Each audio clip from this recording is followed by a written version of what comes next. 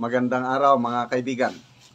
Pag-usapan natin ang mga kongresista na hindi pumirma sa impeachment complaint ni VP Sara.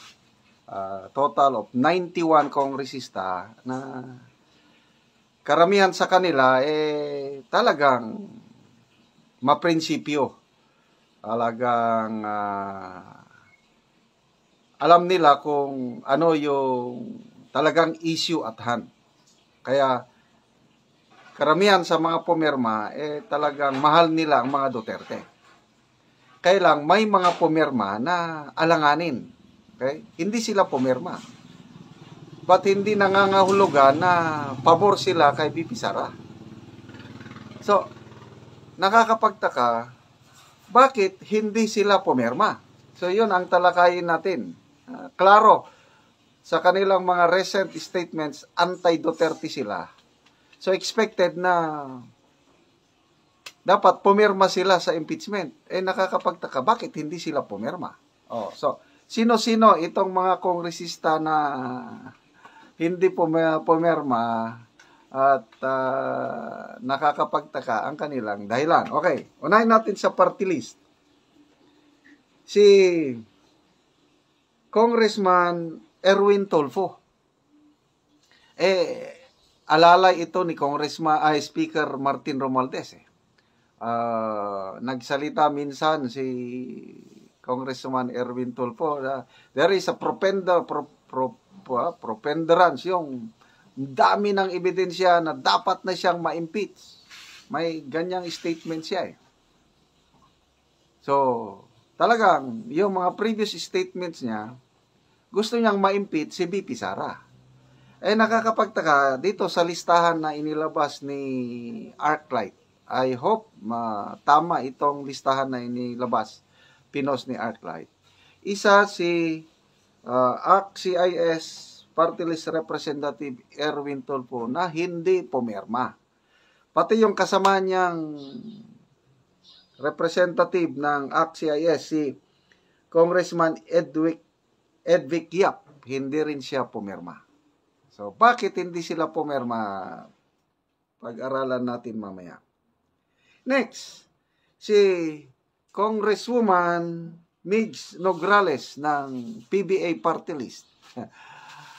Yan ang kalaban ng mga Duterte sa Davao City. So, anti-Duterte talaga ang Nograles. So, ang tanong, bakit hindi pumirma si Congresswoman Migs Nograles sa impeachment? Okay? Next, na party list, si Congressman Elizalde Co sa Ako Bicol Party List. Siya yung chairman, dating chairman ng Committee on Appropriations sa Kamara. Noted na close ally ni Speaker Martin Romualdez. Marami siyang pronouncement na hindi maganda kay VP Sara. So, bakit hindi siya pumirma sa impeachment complaint? Then, ito ba? Si Bonifacio Busita, One Rider Party List. Kitang-kita ang pag-attend ni Congressman Colonel Busita sa January 31 rally na nananawagan na i-impeach si VP Sara. So, ito ngayon, hindi siya pumirma.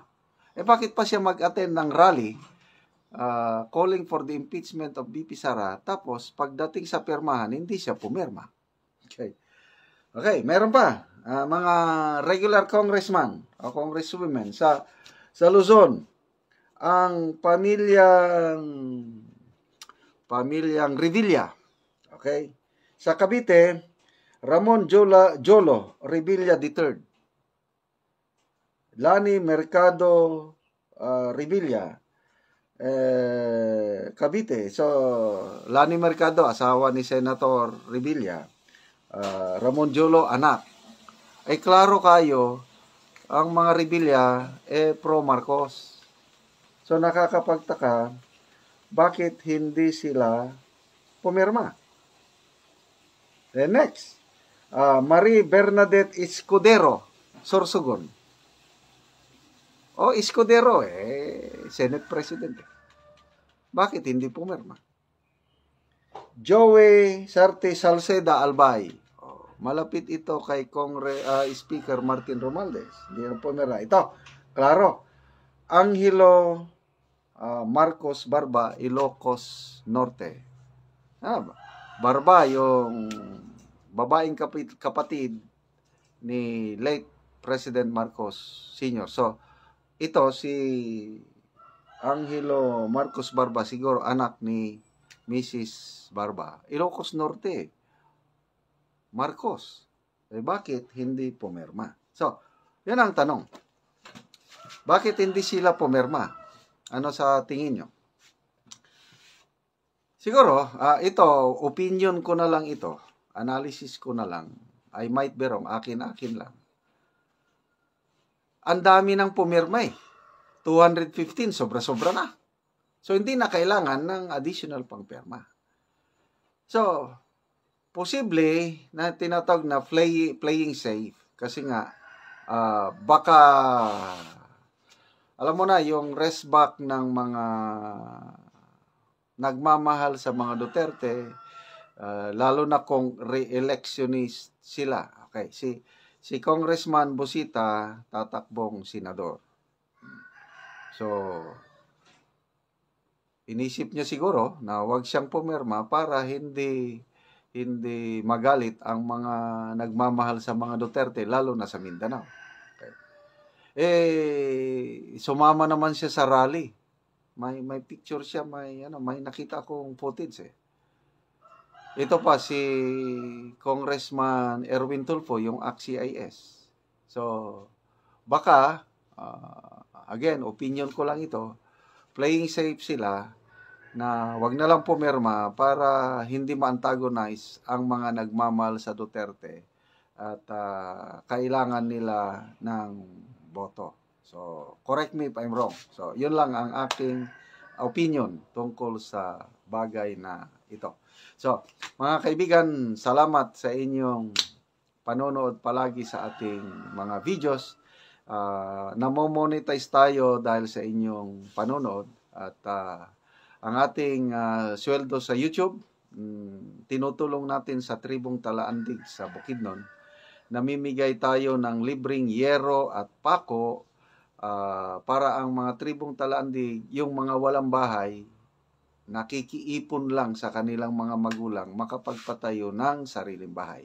Yung iba naman na may bahay na kailang sira-sira ng bahay, yung yero o bubong, tumutulo na ito, nare-repair nila ang bahay nila dahil sa tulong ninyo. Panoorin nyo ang video na ito. Salamat sa panunod ninyo, lalo na sa hindi nag-i-skip ng mga ads.